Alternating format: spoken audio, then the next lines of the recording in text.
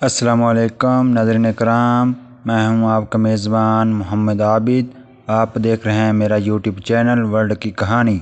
मेरी वीडियो को लाइक करें, सब्सक्राइब करें और बेल आइकन पर क्लिक करें ताकि न्यू आने वाली वीडियो आप तक बआसानी पहुंच सके।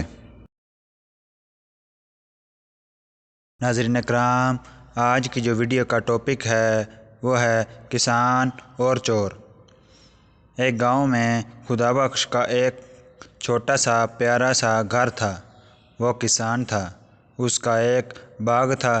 बाग के आखिरी कोने में एक बहुत गहरा कुआं था। बेचारा किसान पानी ऊपर खींचता और फिर उसको बाग के पौधे में डालता था। एक साल बिल्कुल बारिश नहीं हुई। सूरज बहुत गर्म था। किसान ने अपने बाग की तरफ देखा और कहा, अगर पानी न मिला तो मेरे पौधे मर जाएंगे। मुझे इनको पानी ज़रूर देना चाहिए, लेकिन पानी तो अब बहुत गहराई में उतर गया है। मैं बहुत बूढ़ा हो गया हूँ और मोटा भी। बहुत मेहनत का काम है। मुझे क्या करना चाहिए? ये सोचता हुआ वो सड़क के किनारे बनी हुई चार दीवारी तक आ गया।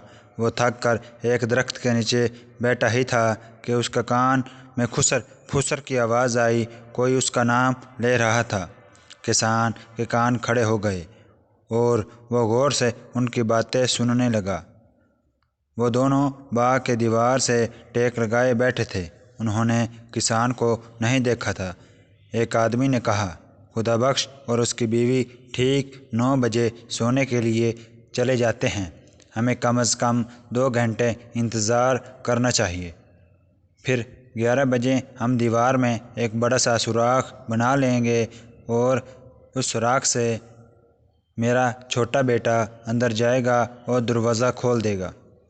उसके साथी ने पूछा, क्या खुदाबख्श के पास बहुत सारी दौलत है? हाँ, क्यों नहीं, दूसरे आदमी ने बताया। उसके पास बहुत सारा सोना और हीरे जवाहरात हैं जो उसने अपने घर के एक बड़े संदूक में रखे हुए हैं। वो बहुत अमीर आदमी है। ओह, ये तो बहुत अच्छी बात बताई तुमने, पहले ने खुश होकर कहा। खुदाबख्श घर चला गया। उसने अपनी बीवी से कहा, आज रात हम ठीक 9 बजे खाना खाएंगे। उसने अपना सारा रुपया, सोना और हीरे जवाहरात इकट्ठे किए और उन्हें अपने पलंग के नीचे छुपा दिए। फिर वो छोटे बड़े कुछ पत्थर घर में लाया और बैठकर इंतज़ार करने लगा। ठीक 9 बजे उसने खिड़की से बाहर झांका। उसने दोनों चोरों को दरख्तों के दरमियान छुपे हुए देख लिया।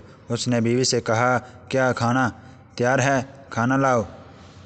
फिर वो खाना खाने बैठ गए।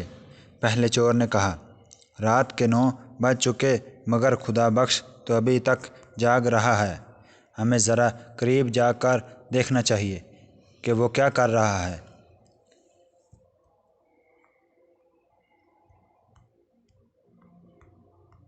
चोर घर से कुछ और करीब आ गए। एक चोर ने खिड़की से घर के अंदर झांका और बोला, वो तो खाना खा रहा है।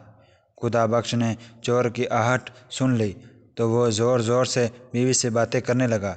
वो बोला, मैंने सुना है आजकल बहुत चोरियां हो रही हैं। इस इलाके में भी कुछ चोर आ गए हैं। उन्होंने मेरे दोस्त अली का सारा सोना और जवाहरात चुरा लिए हैं। अरे, फिर तो वो हमारे घर में भी आ सकते हैं। उसकी बीवी घबरा गई। खुदाबख्श बोला, हाँ, वो आ सकते हैं। हमें अपना सोना और हीरे जवाहरात किसी ऐसी जगह छुपा देने चाहिए जहाँ से कोई इन्हें निकाल ना सके। ज़रा मेरा संदूक तो लाना। बीवी संदूक ले आई। खुदाबख्श ने चुपके से बीवी को पत्थर जमा करके दिए और उसके कान में बोला, ये हमारा सोना और हीरे जवाहरात हैं।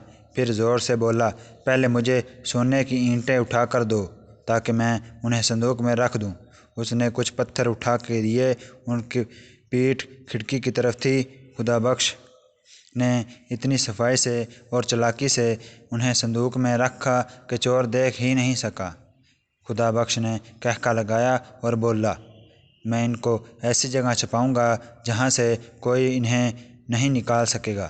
میرے ہیرے جواہرات کی تھیلی بھی لاؤ۔ وہ اور پتھر لے آئی۔ اب میں یہ صندوق بند کر رہا ہوں، اب ذرا اسے اٹھانے میں میری مدد کرو۔ خدا بخش اور اس کی بیوی نے صندوق اٹھایا اور باہر نکل کر باغ کے کنویں میں ڈال دیا۔ شڑپ کی آواز آئی اور صندوق کنویں کی تہہ میں بیٹھ گیا۔ پھر وہ گھر کے اندر چلے گئے، لالٹین بجھائی اور انتظار کرنے لگے۔ پہلا چور بولا، انہوں نے اپنا سونا اور ہیرے کنویں میں چھپا دیے ہیں، اب وہ سونے چلے گئے ہیں اور بہت جلد سو جائیں گے۔ تھوڑی دیر بعد خدا بخش نے چپکے سے کھڑکی سے باہر جھانکا تو دیکھا کہ چور کنویں کے پاس کھڑے تھے۔ پہلا چور بولا، ہمیں کنویں کا پانی نکالنا چاہیے، ویسے بھی قحط کا موسم ہے، زیادہ پانی نہیں ہوگا۔ جب پانی کم ہو جائے گا تو میں کنویں کے اندر اتروں گا اور صندوق نکال لوں گا۔ انہوں نے کنویں سے پانی نکالنا شروع کر دیا۔ ایک چور پانی اوپر کھینچتا اور دوسرا اسے باغ میں جانے والی نالی میں ڈال دیتا۔ کنویں میں بہت سارا پانی تھا۔ وہ دونوں پوری رات پانی نکالتے رہے، یہاں تک کہ صبح ہو گئی، مگر وہ بھی ابھی تک مصروف تھے۔ کسان نے کھڑکی کھولی اور چلایا، بہت بہت شکریہ میرے دوستو، تم نے میرے باغ کو سیراب کر دیا۔ کنویں والا صندوق پتھروں سے بھرا ہوا ہے، پولیس کے سپاہی آ رہے ہیں، وہ سڑک تک پہنچ گئے ہیں۔